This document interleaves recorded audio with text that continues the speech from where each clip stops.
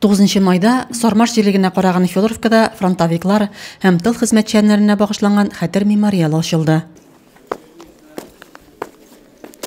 Тантанада район башлыгы Разиф Кәримов, Татарстан Дәүләт Советы депутаты Николай Атласов, Татарстан хөкүмәтеннән куратор Иван Гущин, район башкарма комитетчесе Эмиль Галиев катнашты. Җиңү бәйрәменең кулашы киң, ул милли горурлык, хәрби дан һәм илебезнең көч-куәт билгесе.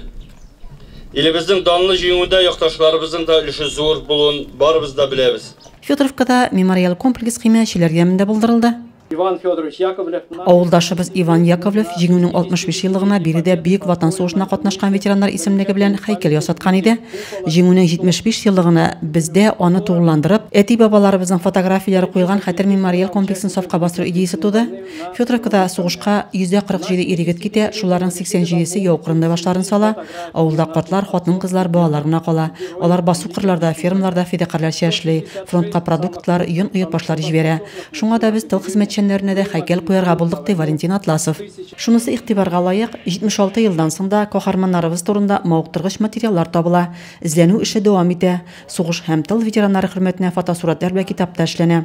В этом мемориале есть фотография моего деда. Әлеге мемориалда бабамның да фотосурәте бар. Тарихи ватанга кайту бик шатлыклы мизгел. Район хакимиятенә мемориал комплексын булдыруны башлап йөрүчеләр, анда катнашучыларга рәхмәт, ди Николай Атласов.